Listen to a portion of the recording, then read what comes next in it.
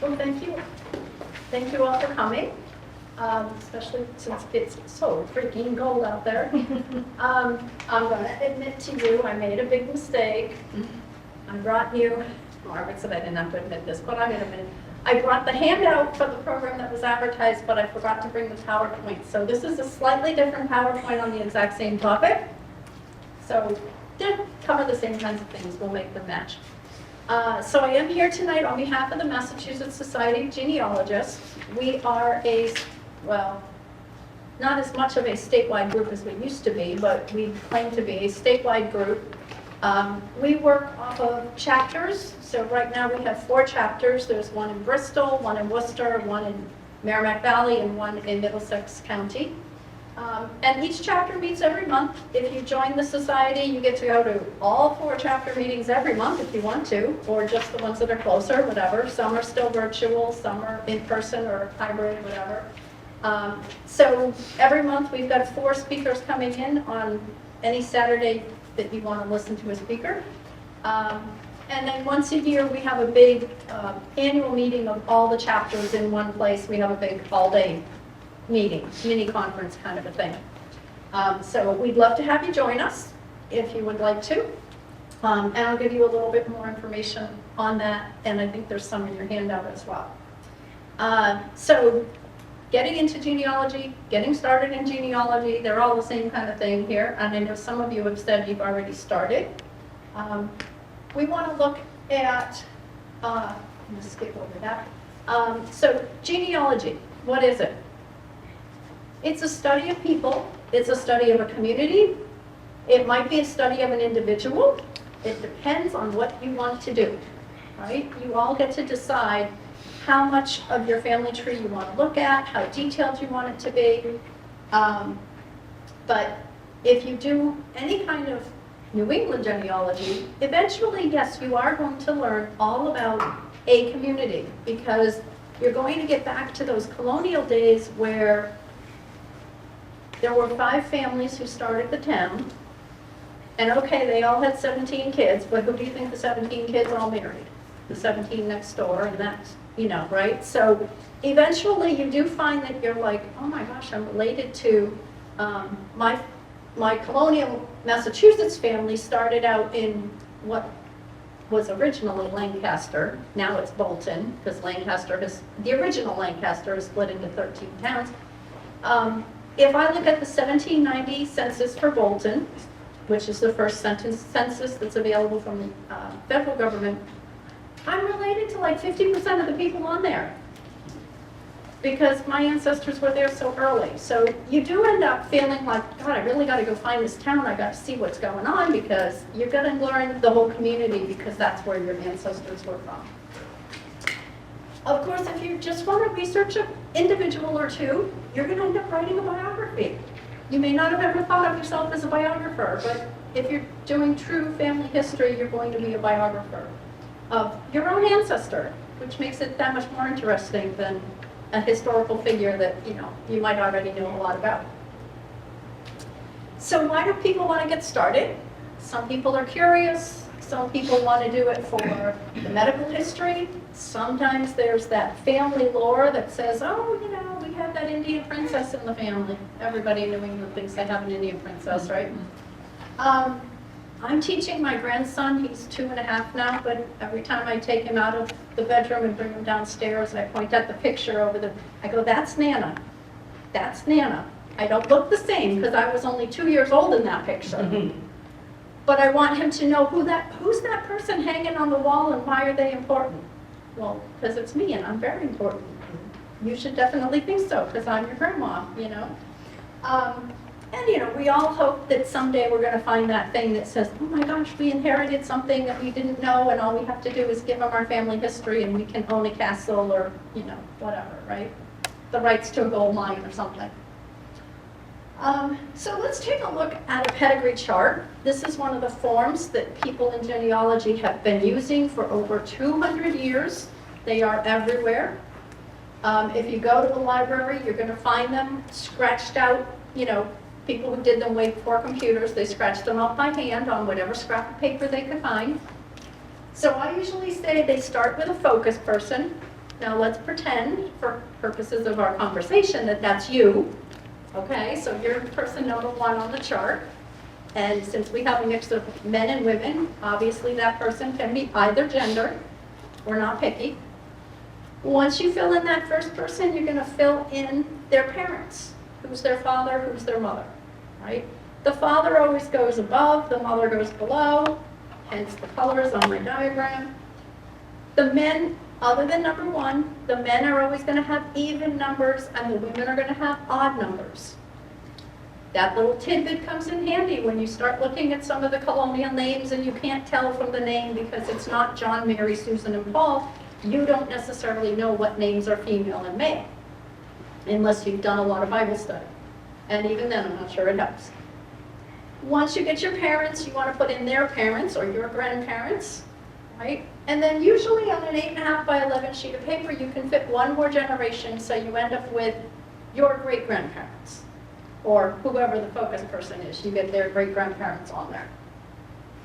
Now, unless you're my mother, who can write a 2-page letter on a half postcard, this is about all you're going to fit that somebody's going to be able to read. Okay? There are people who will say, oh no, you can fit 6, 7 generations on a pedigree chart. Well, yeah, but it depends on the size of the paper, right? I mean, if you give me a tabloid size paper like they used to use, the 11 by 17, I can fit a lot more things on that than I can on an 8.5 by 11. Has something to do with it being twice as big, right? So keep it legible so people are going to be able to read it later, right? Now, under the people on a pedigree chart, you should see the letters B, M, and D. Those are going to be for birth, marriage, and death. The 3 vital events that we figure all of our ancestors had. I don't know, in 20, 30 years, they're not going to be able to say that about people because more people are living together, not getting married, and all these things that are going to play into it. But birth, marriage, and death, when we talk about them, when we record them, we want to know the when, so we want a date, and we want to know the where. And when we talk about the where, that means we want to know the city or town, we want to know the county, and we want to know the state. And it's not a bad thing to be what might seem very obvious to you, but put down the country. All right, and especially if you're talking and asking any questions on social media about things, make sure you put in the country. I innocently did something on social media, I don't know, must have been on Facebook, I don't know, probably 8 years ago or something, and I said I needed something or I was going to go to Lancaster. I meant, you know, like I was going to go an hour from my house up 495. You know, the person who offered to do it for me lived in England and thought that I wanted something from Lancaster, England. Okay, lesson learned. Almost every town in New England has a matching town in England, so be careful. Keep it in mind that if you're doing anything on the computer, you're talking to a global audience. So when we talk about putting in dates, we want to talk about putting down first the day, then the month in letters, not numbers. So like today would be the 9th of Jan, and then 4 digits for the year, 2025, because if you just put 2, somebody still has to figure out which century it was when they look at your notes. So we want complete information. Now, I'm not asking you to fill in a location with all that information because I think it has changed too much. But let's face it, boundaries change. If your ancestor was born, and there's going to be a lot of them, right, that were born in what they called Lancaster, Massachusetts at the time, my ancestors included. But if I go to look for where they live in that area, it is now Bolton. They're not in the Bolton records because if Bolton didn't exist. They're in the Lancaster records, and I need to understand that when I go looking for the records, this is where the event happened. That's the town I need to start in, or that's the county I need to start in. There are a couple of towns, I'm going to say kind of, well, west of us for sure, but almost to the Mississippi River, that have been in 4 or 5 states. We have towns right here that they've been in Connecticut, they've been in Massachusetts, so we need to know at the time where was this location. So pedigree charts usually have a place for a chart number. The first one not as important to number it. There is no magic numbering system. You can use whatever you want. Letters, numbers, combination, whatever you want. But the reason it's on there, and then there's a corresponding note usually at the bottom that says person number 1 on this chart is the same as, well, on the first chart, there is no other chart, so they're person number 1. But when I fill this out, and my first genealogy that I worked on very seriously when I was taking my class at BU, I worked on my father's mother and her family, which I did 10 generations, and I never left North America. I can't say the United States because it wasn't the United States the whole time. So I ended up with multiple charts. When I went to chart number 2, I needed to write that note on the bottom that person number 1 on this chart is the same as person number 8 on chart number 1. Now, if you're filling these out by hand, you're going to get a lot of them. And this is where I recommend, call in, ask for Margaret, is anybody using that big room? I need to lay out my pedigree charts. Because you're going to have a lot of them and you're not going to be able to fit them in your house. You're going to need a big room like this to lay them on the floor, okay? This is 4, 5, 6, this is only 7 generations. So if I'm going 10 generations, I've still got a whole other set, and I've got, based on chart number 1, I'm going to have 8 more, and then from chart number 2, 3, 4, 5, 6, 7, I'm going to have another 8. I'm not kidding, we're going to need this floor, a big, big place, right? Any questions on the pedigree chart? You've probably done these in baby books or school projects or something anyway. The other form, I'll go back. Before I tell you about the next form, I showed it to you. Who's missing on the pedigree chart? Who in your family is never going to show up on this chart? Oh, it's not that tough a question. You? No. Your aunts, your uncles, your cousins, your siblings, right? This is a bloodline. This is like who created me, biological or whatever you want to call it, bloodline. So we do have this other form, also been used for over 200 years, family group sheet. This is the one, if you're just getting started, or if you're looking for some help because you're stuck, this is the one that you share with your siblings and with your living aunts and uncles and cousins. It's a very simple form. You're going to put in the father and the mother, and then you're going to list their children. Now, the grandparents that are at the top of most family group sheets, that's just in case you have one of those, like my husband, 4 generations where the men have the same freaking name. I have a neighbor who's now up to the 5th, I think, of the same name for all the men. It's like, really? We have a little originality? We don't need to be quite crazy and go with the apples and oranges for names, but can we have a little originality here? You need to keep track of which family you're working on. So when you've got those 3 or 4 men that have the same name generation after generation, it does help to have the grandparents up there to keep track. But this is basically, I want a list of all your children with their birth dates. Who did they marry? When did they get married? Maybe you want to make up your own and have a column for when they got divorced. That's okay too. And then for each child on there who's old enough, you're going to have another page. Because you're going to want to know, well, who did you marry and who were your children? Now this is the kind, like I said, you can give this to your aunts and uncles and your cousins. You can fill it out first. Never give them your original. Always give them a copy. And then say, I'm starting our family history. I'd like your help. Could you verify that I got this right? Could you tell me what's wrong, make corrections, and send it back to me? That's not too hard, is it? You're asking them to list their own children with their birth dates and wedding dates. I mean, unless they're, reached the point of dementia, they should be able to help you out with that. But be careful, because by giving it to them, you've opened the door that says, oh, I'm doing family history. That means I'm going to collect the family stuff. See, Leah knows, we were just talking about this, right? Then you get them showing up at the door with boxes. This is from grandma's uncle and aunt, and I thought you might like some of it, Yeah. Buy some rubber gloves and lots of dusting cloths because you got lots of dusty boxes coming your way. But that's okay because you just don't know what golden nuggets are in them. So this is my family group sheet. I only have one sister, so it's real easy to just fill it in. There's only the two of us. She got married, now she's divorced, so whatever. But just as a sample of what it might look like. All right, so we want to have a place in our home where we're going to work on this, right? That's important. Have a spot where you're going to collect everything. Decide if you're going to collect things in paper or you're going to collect them on your computer, right? If you want to scan everything that you get and have it on your computer, you need a filing system. No matter what, you need a filing system.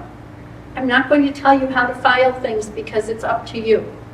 The idea of filing them is so that you can find them. If you take a DNA test and that missing cousin that you haven't seen in 30 years or something, writes back and says, hey, I forgot. Remember when we used to have Easter egg hunts and all that kind of stuff? Do you have great-grandma's, whatever certificate? You need to be able to find great-grandma's certificate. And it doesn't matter how I tell you to file it. Because no matter what filing system I tell you, you're going to research an ethnicity where that filing system doesn't work and you've got to come up with another one. Because when I first started, they told me, oh, file everything by surname. They didn't know I was going to do more research in Sweden than anywhere else. You can't file anything in Sweden by surname. Mother, father, son, and daughter all have different surnames. I can't make up a file for the Kennys and put everything in it. It doesn't work in Sweden. So think about how it's going to work for you. Make it easy. Now we're going to look for, right? These are vital records, birth, marriage, and death. These happen to be from the state of Maine because that's where a lot of my ancestry is. I went up there, oh boy, it's been almost 15 years now since I got invited up there to a family reunion and I met 99 cousins I never knew I had. And they still own hundreds of acres of property in Maine. It's like, okay, how do I get my name on the will to get a little piece? I'll take one pine tree in Maine. Now, not every document that you find is going to be everything you want. Look at poor Ichabod here. Copy of an old record of death. Paper deteriorates.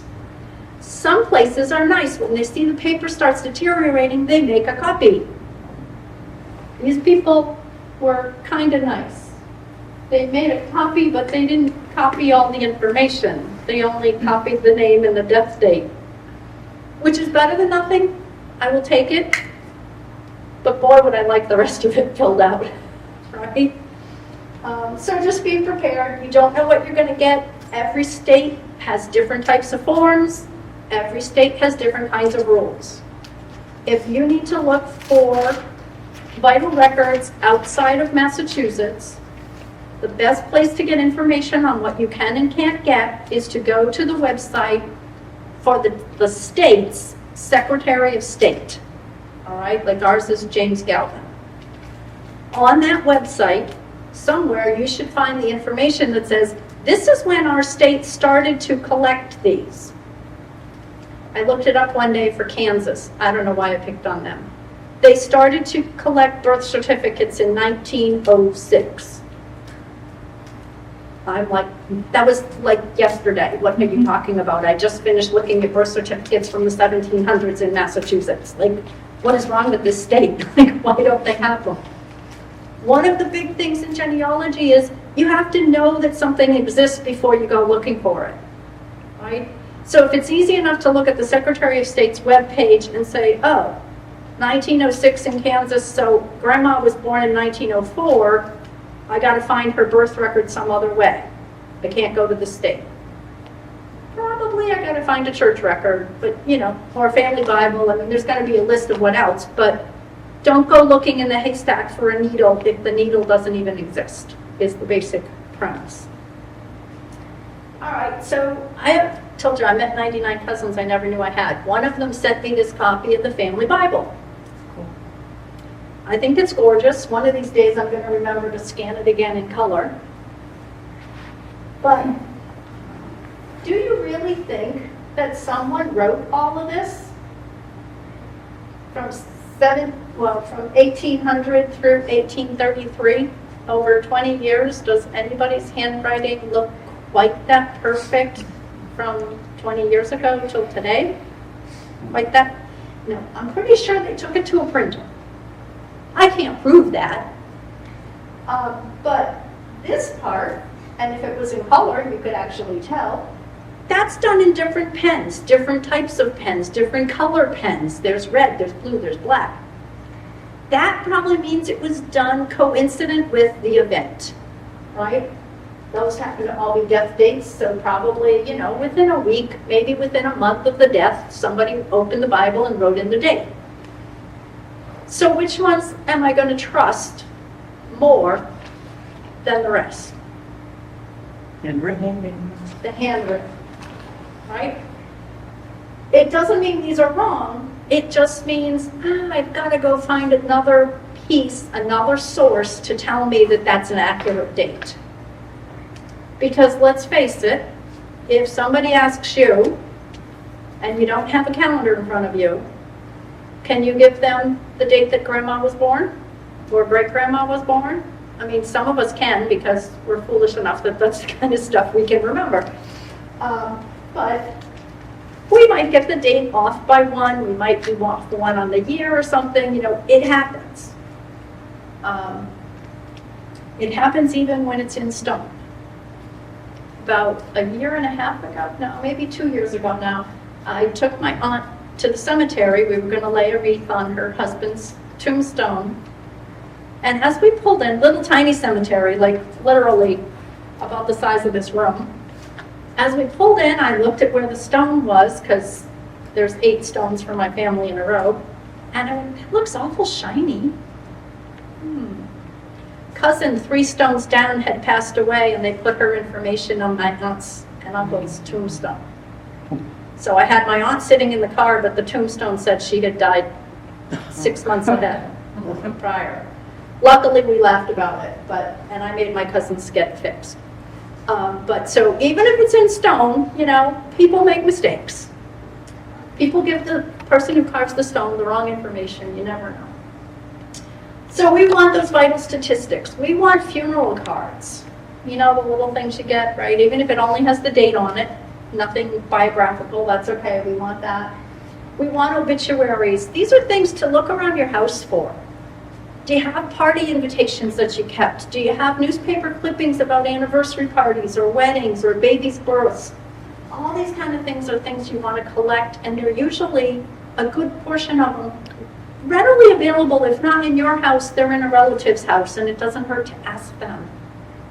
Again, expect a bigger box than what you ask for, but most of us will gladly take our stuff we don't want and give it to somebody else, right? I just brought books here tonight to give to the bookstore. So look in your own home, ask your family members, maybe when you give them that family group sheet and say, can you help me fill this out? Maybe you also say, if you've got a collection of articles and invitations and announcements and things that you don't want, I'll take them. Maybe you even say, well, I only want them for our family, so don't give me the ones on your spouse's side of the family or whatever. But, they're all clues. They all help. So where are we going to look for this kind of stuff? Well, you're going to come to the library for sure. Not that you'll find vital records, but you might never know what else you'll find. But you're going to go to historical societies. They have photographs. They have memorabilia. Newspapers. Most of all, they know the area, right? And they know who lived. I go to my historical society and they still talk about, oh, that's, Mr. Brown's house. Well, Mr. Brown's been dead for 200 years, but that's still Mr. Brown's house because that's how they know it. Doesn't matter who lives there today. Poor people that live there, they don't count. Just Mr. Brown, who lived there a long time ago. Libraries have yearbooks. They have town reports. You may have never gone to your own town meeting or looked at your own town report, but boy, are they full of good stuff, especially when they're a couple hundred years old. The town report is written every year. My town still does this. I've got, 10 or 12 of them that I wrote reports to put into the town report. Every committee, every board, every elected official writes a report about what they did that year. And the treasurer writes a report about every person he paid, or she paid. That means the teachers. It means the blacksmith who made the gate for the cemetery. It means the person who, put up the things where the horses could stay, or, whatever. They're all in there. I will tell you, one of my best finds for genealogy, I found out that my ancestors who lived and died in Maine, were born and died in Maine, but they lived the town next to me for like 30 years. I was like, the heck they come down here from Maine for 20, 30 years. I went and looked at the town reports. I found their children, ages 6 through 12, in the town reports because the education department was trying to encourage perfect attendance at school. Well, really, they just wanted attendance at school. Because this was in the 1860s when kids got left home to help farm the fields, right? Pull in the harvest or whatever. Not my ancestors. Their parents worked in a boot shop. The kids didn't have to stay home to bring in a harvest. They had perfect attendance at school. Now, I don't go looking for records of 6, 7, 10-year-olds, but I'll take them if I stumble over them. So you never know what you're going to find. Don't forget about the town offices. They keep records in the assessor's office, in the tax office. Sometimes you have to use a little bit of, intuition, like, gee, their taxes went up. I wonder why. Well, why did yours go up? You added a building, right? The garage got bigger, whatever. Every time they added a building to their property, their taxes probably went up. If you look and see what they're getting taxed on, it might have been that they bought a new horse or a new cow. Because there were times when you got taxed on those things. Or your tractors or your wagons, So you have to know what was going on at the time, but they can start to tell you a story. We're lucky in Massachusetts. We can actually go online and get most deeds for land in Massachusetts back to the 1600s. And we can get an awful lot of them for free. It takes a little digging, but they're there. If you have an address from an ancestor, you can look up the deed for that house. Who did they buy it from? When did they buy it? When did they sell it? How much did they make when they sold it? Where did they get the money from? The more interesting one that I've looked at is, where did they live when they bought the house? Because usually it will say sold to, Seema and Timothy Kenny of, well, we didn't move that far, but we lived in Milford when we bought our house in Upton. So it gives you more clues to trace them backwards or forward. And don't forget about probate records, right? Anybody who died that owned, especially if they owned real property, so if they owned land or a house or anything, they've got a probate file. Who'd they give their money to? Who was in charge of their money? Even better, if you can find one, and there's plenty out there, somebody who died without a will. Think about this when you walk in your house tonight, when you go home.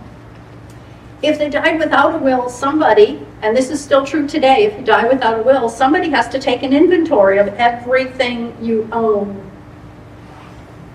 Okay, I'm like not wanting to walk in your house now tonight to look at everything you own. When I say everything, I mean down to, they had 3 forks, 2 spoons, 4 plates, 2 cups. But you know how they took an inventory?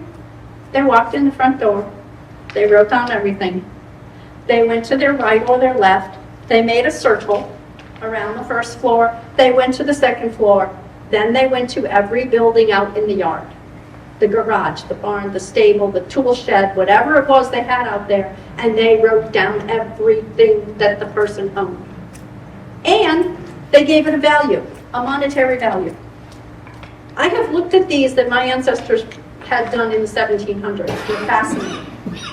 I don't understand half the vocabulary, but there are books that will tell me what the things are, right? There's a great book out there from, I think it's called From A to Zax, and it's like all old terms for tools and equipment that we don't use anymore, or we've cut the names and things. So you can learn a lot that way. Learn a lot about their house. Okay, so we're going to research, and now I feel like that 6th to 8th grade, 9th grade social studies teacher who said, yes, it's time for your annual term paper. Yes, I mean bibliography and footnotes. We don't do genealogical research without making a note of where did we find it, when did we find it, how did we find it. Because chances are 10 years from now, you're going to want to find it again. And if you don't keep track of where you originally found it, it's going to be really hard to find it 10 years from now, especially if you found it on the internet. Good Lord, I found things 3 years ago that I can't go back on the internet and find without going to the Wayback Machine. But that's a whole different story. Write it down. If you find a book, and I have done this, go to the Boston Library. There's all these books in the genealogy section on the Anderson families. That's great. Look through the book. No, none of my ancestors are in it. I walked away and never wrote down the name of the book. When I found out that great-grandpa used a different name when he was in Boston than when he was in Maine, I didn't know how to find the book again to go look and see if it had information about great-grandpa without going back and looking at all the books. You don't want to have to do that. Learn from my mistakes, okay? That's why I tell you all the silly mistakes I made. Great-grandpa lived in Maine, worked in Boston in the late 1800s. God bless him, because I wouldn't do it today. When he was in Maine, his name was George Albert Anderson. When he was in Boston, his name was Albert George Anderson. So all the records in Boston, he's under Albert instead of George. Oh, if I had only known that before. Why did someone do that? I'm assuming it's because there were too many George Andersons working at the MBTA, or whatever they called it at the time, because that's where he worked. And it's, well, maybe that's because I've done too much Swedish research, and in Sweden they change the names all the time because there's always too many Anders Andersons and whatever. Johan Swensons and things.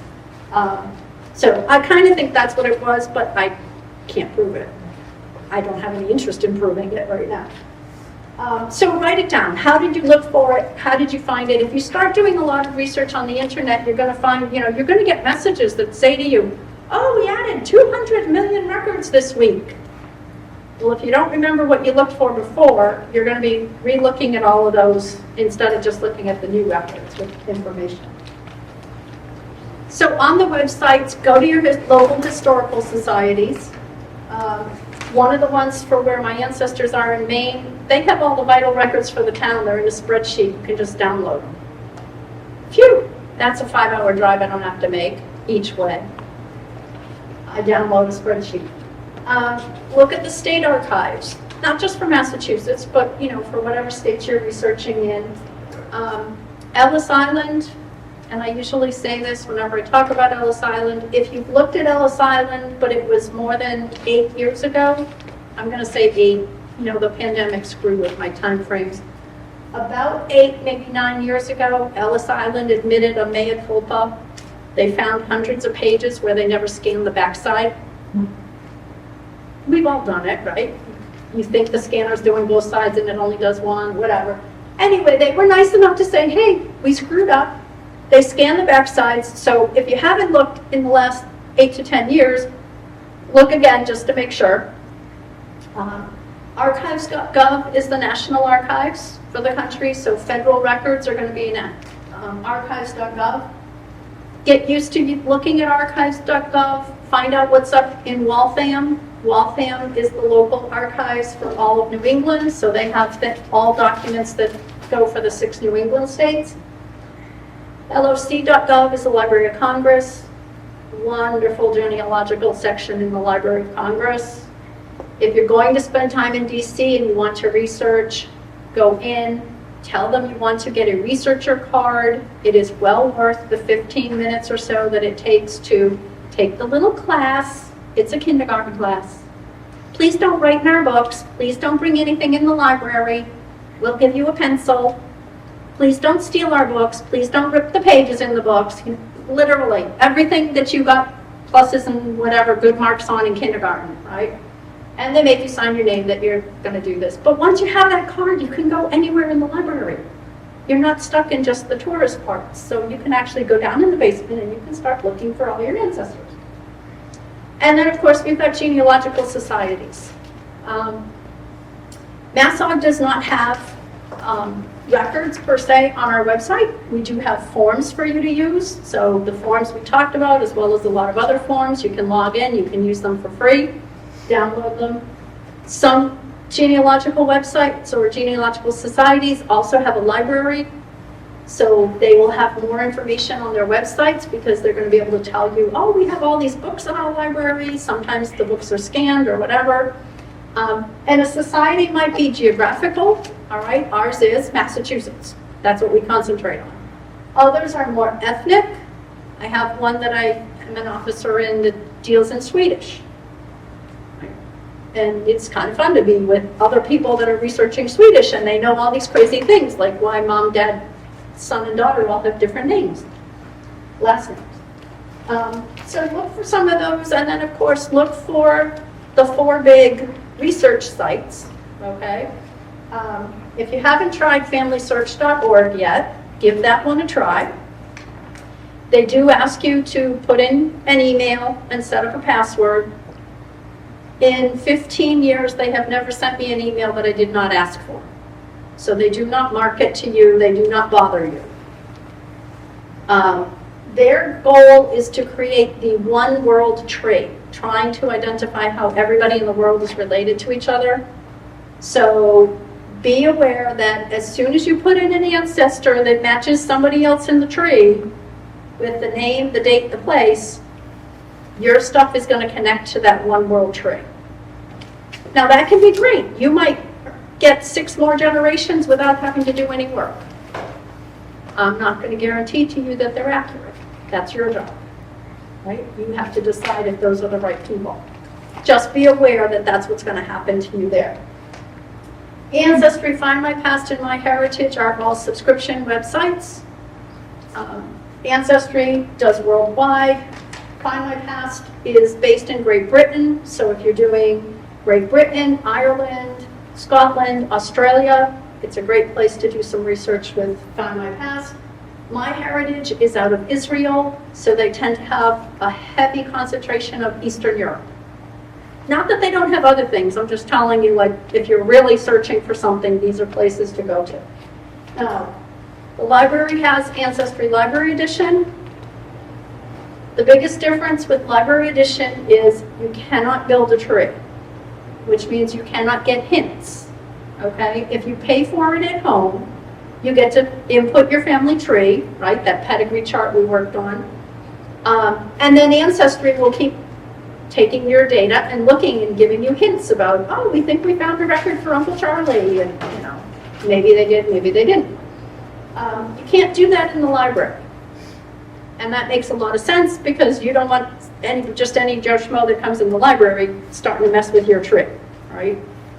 But you can come into the library with Uncle Joe's name and dates, and you can look them up, and you can find records that you can then email to yourself. You can put them on a flash drive, you can print them off, however you like to collect them. You can get all the records, take them home, and organize them in whatever manner that you want to without having to pay Ancestry's fees. Find My Past and My Heritage also have library editions, but this library doesn't have them yet. And they get expensive, so that's all right. Education, genealogy is a very collaborative hobby. We love to help each other. So find, and you will find, you're going to get to a point, you mentioned you were getting stuck. You've worked on it a couple of years, you're getting stuck. Well, when you're getting stuck is when you need to talk to somebody and say, hey, I'm researching this, and I got to this point, and I don't really know. Sometimes somebody else has a different viewpoint, and they'll say to you, well, did you think about looking at this? Did you think about looking at that? It doesn't mean they're telling you you're going to find it, but it's opening your eyes to how does somebody else do the research, and what kind of things do they consider important. And that's where something like the library group, have some social time so that you can share ideas like that. A genealogy society, we do that all the time. What do you, who's stuck on what? Who found a new resource? What did you hear is going on? We love to share those kind of things. Thanks to the pandemic, there are now so many educational opportunities online. There's so many places you can watch webinars and seminars and things. Conferences. NERGC is our New England Regional Conference. We do it every 2 years, so it's coming up. This year it'll be the weekend of Halloween in Manchester, New Hampshire.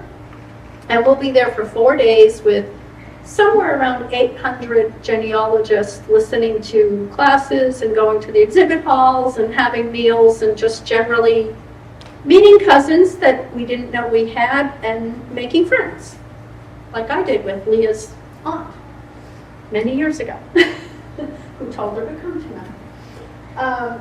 There are some online sources if you don't already subscribe and you're looking to get information about courses and things. Conference Keeper is a wonderful website to sign up for their newsletter. It comes out once a week on the weekend, and it has a list. It's free advertising to anybody who's offering genealogy classes and seminars. So it has links to all the different societies that are giving lectures and things. Margaret, I hope you wrote that one down. You need that one too. And then Legacy Family Tree, they offer webinars once a week that are free. You could sign up. There's like 1,000 people that sign up for every week for their webinars to attend. They're usually Wednesdays at 2 o'clock. If you can't make Wednesday at 2 because, gee, you might work, they're free for a week. After the week, you have to have a subscription. Their subscription is, full price is $50 a year. A lot of times it's on sale for half price, so you can get it for $25 a year. And they have well over 2,000 lectures in their library.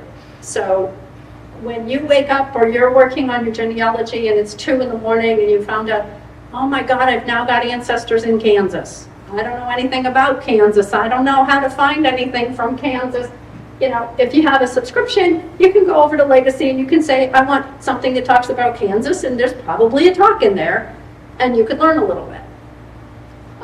If there isn't, then you're just going to go to the state of Kansas Secretary of State and find more. And don't forget that all your research sites also have educational material, right? They know that if we don't teach you how to do some of this, you're not going to keep paying us for our subscriptions. So they're not, you know, totally stupid on these companies.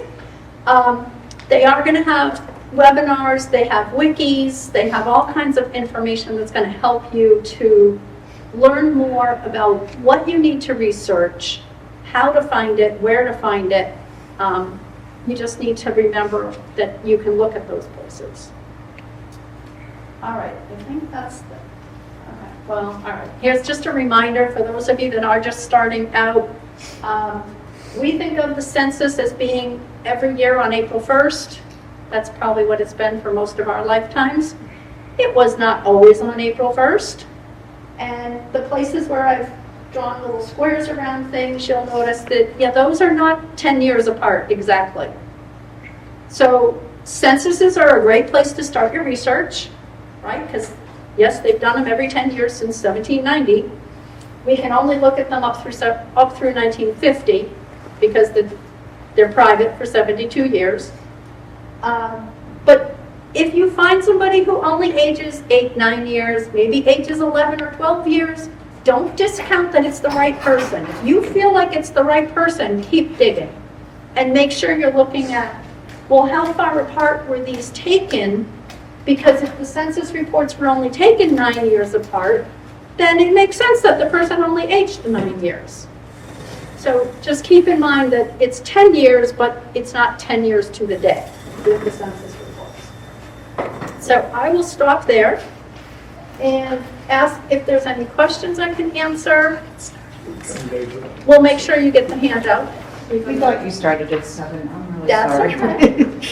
We're early. Yeah, it's the second show.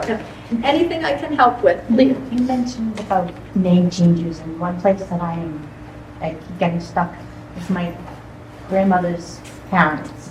so. Just because, no, that's okay, just because they're, It's my grandmother's parents. I know who they are, I know when they got married, but I can't find my great-grandmother's anything more than that, because her name was Evans, but that wasn't the name that would have been her mother's name, which was Blitzer or something like that. And I was like, I don't know where Evans came from, and I can't find anything that's like, I've just hit a brick wall. okay, so And I don't think she was married before. I'm not aware of she that. knew right where it was going to be. Okay, so Leah's got what we call in genealogy a brick wall, right? She's researched back, she got stuck. It's a brick wall.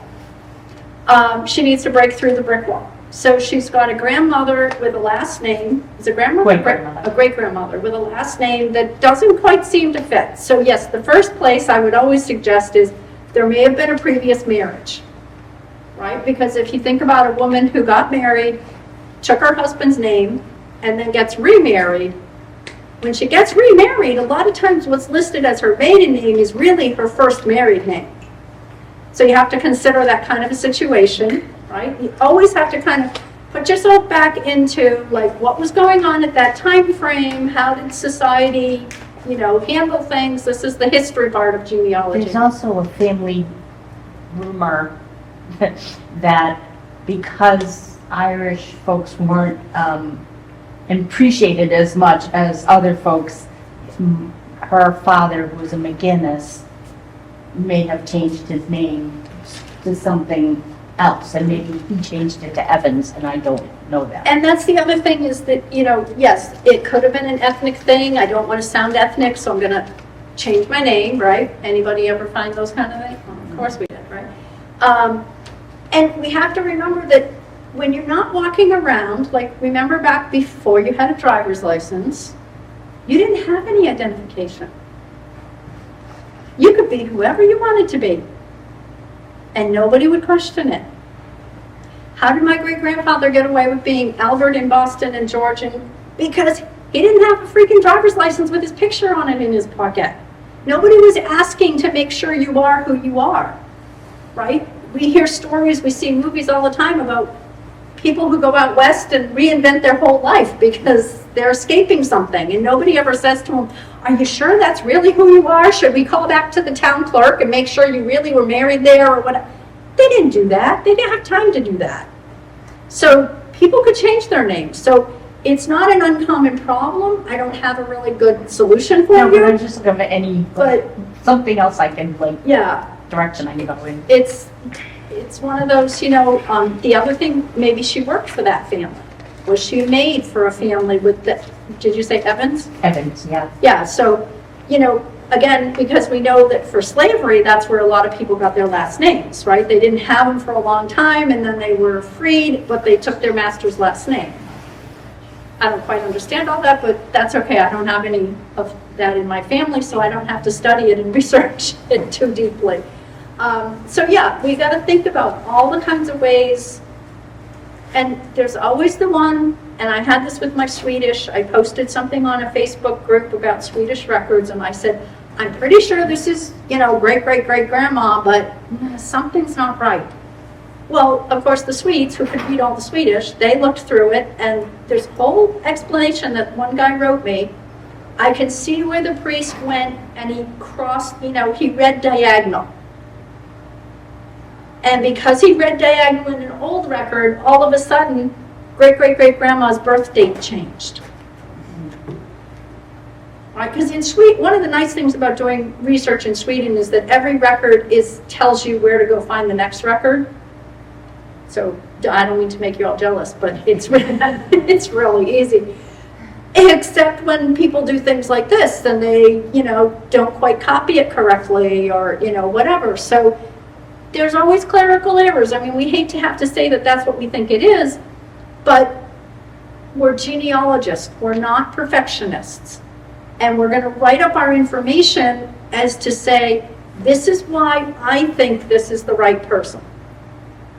If somebody comes along later, I use this example all the time, and they tear down an old barn and they find a newspaper that discounts what you thought it was, your whole theory is out the window because the newspaper that was buried in the barn, well, You didn't have access to that newspaper in the wall of the barn, so how do you know? How could you possibly have figured it out? You gave it your best guess, right? I don't have a lot of problems. Seema Jane. I don't think there's another Seema Jane on the planet. And I don't think there has been in the 60 plus years that I've been on the planet. So I don't have too many problems where people are going to look up my name and they're going to go, I wonder if it's the right Mary Smith. You know, I even tell people now, like, because with the internet, I'm like, yeah, if you look it up, yes, I worked for the town. Yes, I did Boy Scouts. Yes, I did this. Yes, I do this. So they know they found the right person, as if there's going to be 100 of them, right? My husband, his first name is Timothy. There were 2 Timothy Kennys at the office he worked at, and it wasn't that big of an office. So, you know, it's all in what your name is. That's why I'm saying George Anderson. The other could have been too many, and so he went by his middle name. More power to him. But yeah, we've got to kind of think through and think a lot of different angles. I always call it my Rubik's Cube. Like, I got to look at it from all the different angles. Are there other questions that you want to ask? Yes, ma'am. So I'm wondering if It's you, fine. I have it. I'm wondering if you have any resources on, because I'm adopted, so I'm trying to find information that might be a little bit less available, but I'm wondering if there's any like societies that you know of or any websites that you know of that could be helpful in that region. So you're trying to find your biological family? Yeah, any, Okay. yeah. So obviously the one big thing is, of course, we have DNA now Mhm. that we can use. But what I will recommend to you, whether you decide to do a DNA test or not, and I'll make the recommendation to everybody, but certainly it would help in your situation. There is a society, well, an association they're called, Association of Professional Genealogists, and it's an international group. I used to belong to it, but it got to be too expensive on my budget. So their website is AP for Association Professional, and then GEN for genealogist.org. And the one reason I usually recommend or tell people about their website is they have a wonderful directory that their members can opt in. So not every member's in the directory. But one of the reasons it's wonderful is you can go to that directory and you can say, I'm looking for somebody with experience in, and one of the drop-down items is adoption. Okay? Because adoption, unfortunately, is going to be one of those things that it varies state to state, what you can and can't get. Now, if you want to go through it with the DNA route, there is a group out there, I think they're called Adoption Angels. Leah's shaking her head, so okay, so they will help you to figure out from the DNA who you may be related to. So, and that's all they do, is they deal with people who have no idea who at least one of their parents is, so. Which is no different, by the way, if you're stuck on a brick wall, okay, like you've got this great-grandmother, right, you don't know who her parents are. Don't hesitate to look things up and to treat that as an adoption. She's, just pretend, whether she was or not. She's adopted because I don't know who her parents are. The same process that's going to help you find your biological parents is going to help other people to find missing parents. Is really what we're talking about. We don't know who the biological missing parents are. So I would recommend those 2 things for you. Is it a Massachusetts adoption? No, no, it's international. I was just gonna say only because my family is very complicated, but I have a brother that I found. I have a sister and a brother that I found that were adopted, that one's 2 years older than me, the other one's 4 years older than me. And they're both Massachusetts adoptions. And my brother obviously knows who his mother is, it's my mother, but he didn't know who his dad was. And so I looked up on the Secretary of State, and you can get your records if they're there, if he fills out the paperwork and, does the thing.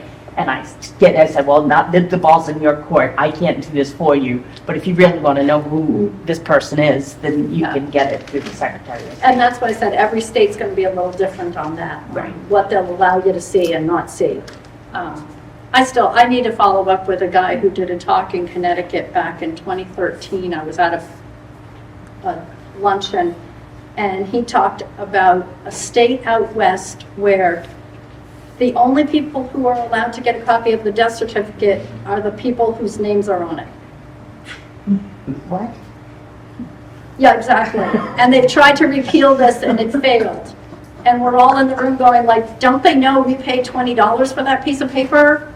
Like, that's a lot of money that they're missing out on if they're not letting you get a copy. So, like I said, every state's going to have its own crazy rules.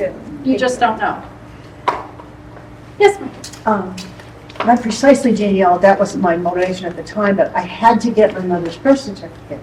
She was born in 1909. I knew when she was alive and knew who everybody in the family was. But I went to Cambridge City Hall. They said, nope, we don't have anything. I said, oh, no. That couldn't possibly be true.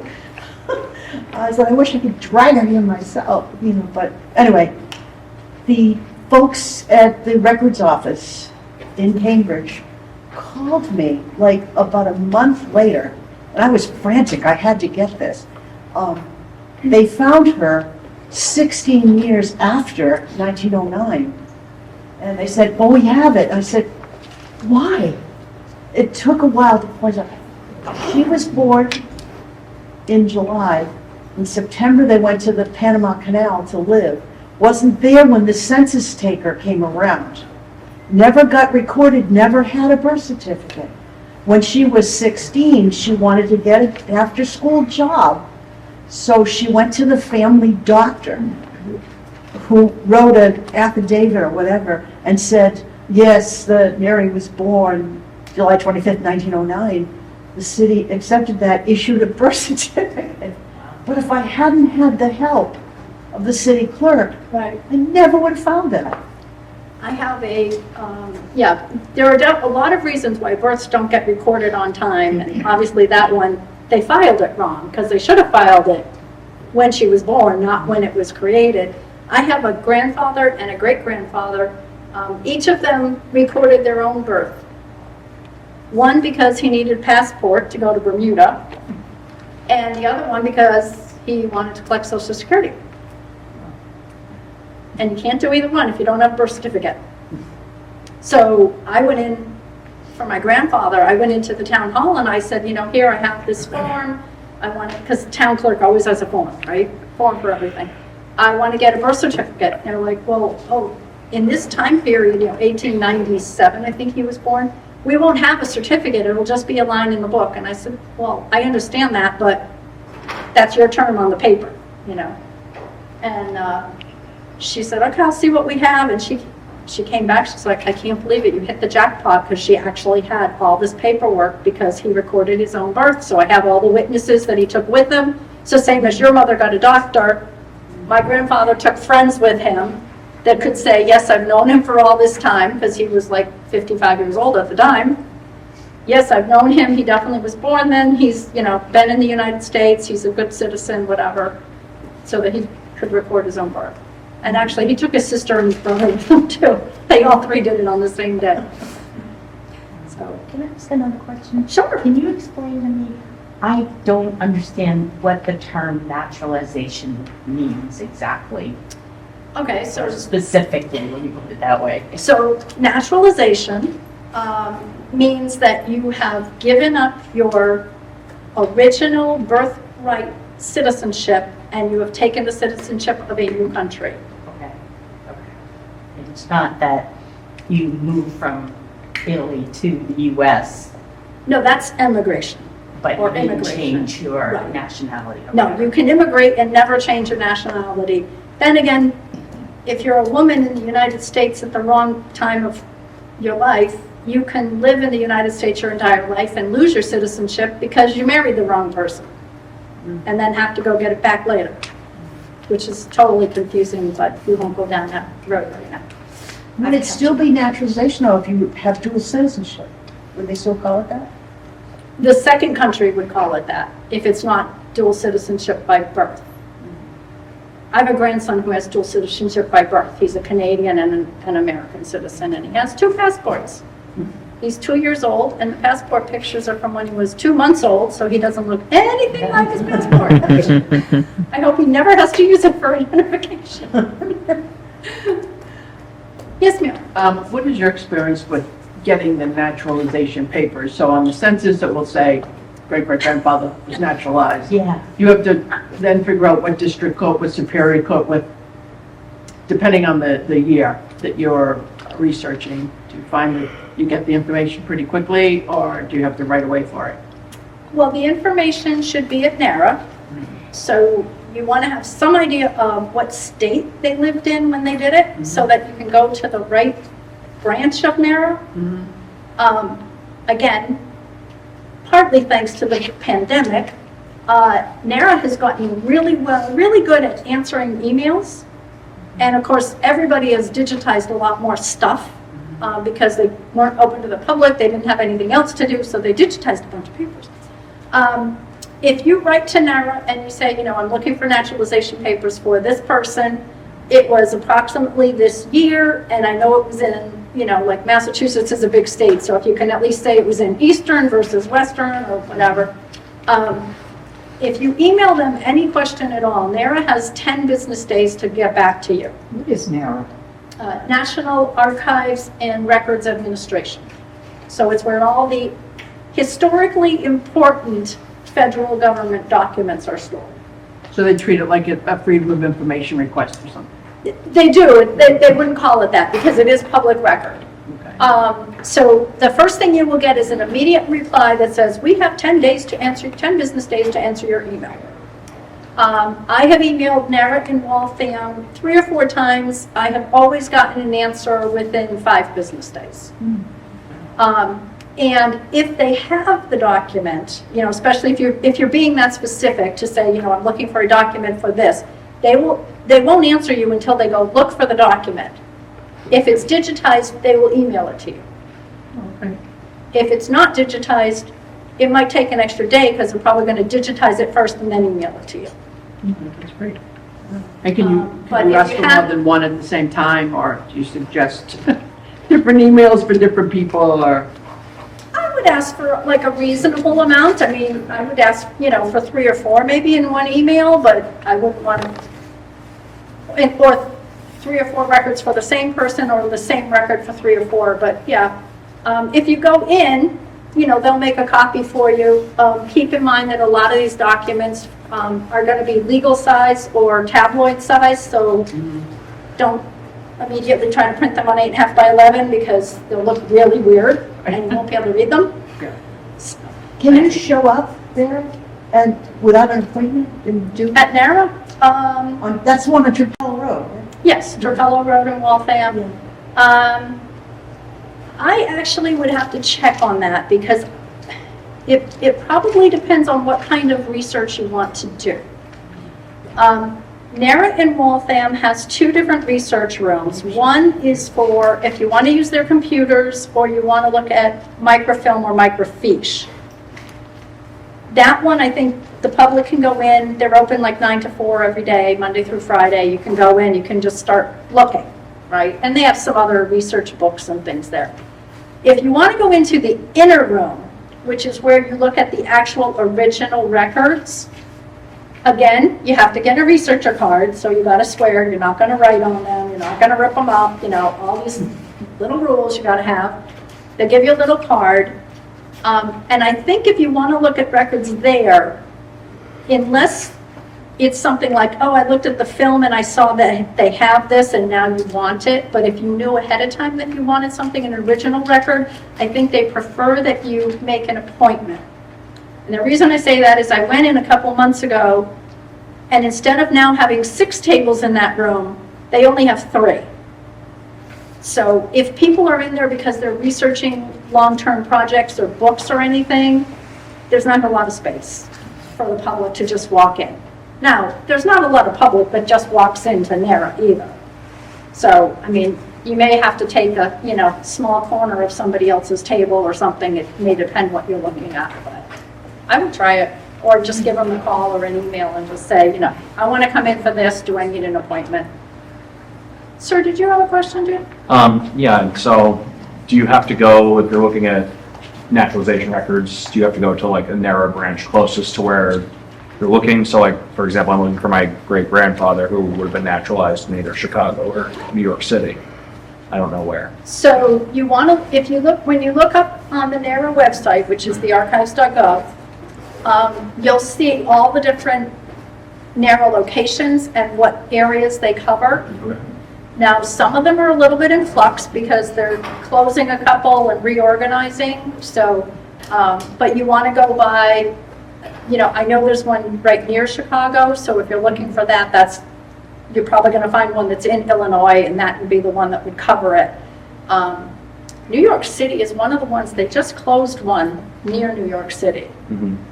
But again, the website will at least tell you, here's the 13 places you can go and what each one covers.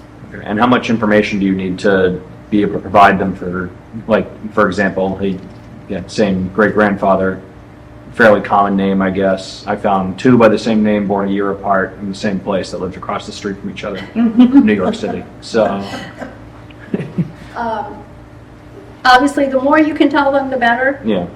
One of the things, if you're physically there, one of the things they probably would have you do is actually look at microfilm, where one of the WPA projects from, was it Harry Truman, or I don't know, one of those presidents that did all this during the Depression. FDR, yes, right. They made little cards of all the naturalizations, and those all got microfilmed. Mhm. And they may have you like go through those cards so that you can narrow it down, because the card is going to have a little bit more information than just name and birth date. It may, but I mean, worst case, you have to ask them for two and figure out, you know, from what's on the paperwork or whatever, which one is your grandfather. Mhm. Hopefully there's something that tells you by occupation or by home address or something else that will help you to figure out which is the right one. Okay. But, you know, we've all been there and done that. so. Yeah. So the Massachusetts Archives versus NARA, Mhm. I mean, what's the difference between researching NARA? So the Or like a Massachusetts, person? the Massachusetts archives cover things in Massachusetts. Okay. NARA is federal documents. So if you're looking for, I can't even think of what a state document would be that I'd go to the state archives looking for, but, you know, if I'm looking for naturalization, I'm looking for military service, those are federal documents, so I have to go to NARA for those. If it's a state document, maybe they served in the legislature or something like that, I'm going to look at Massachusetts archives. So it's all about what level of government created the document, and then it becomes, do they still have it? Right? I mean, technically, the states created the federal census, but once we created a federal archives, everything was supposed to get shipped to them. It didn't, but it was supposed to, because they were federal documents. Yes. That's true, yeah, vital records, birth and death, you would go to the, well, see, I don't, we have Massachusetts also has a Massachusetts Office of Vital Records, which is in Roxbury. That's why I don't really think of those as being at the at the Massachusetts Archives. But yeah, it's what kind of document is it so that you know to look in the right place.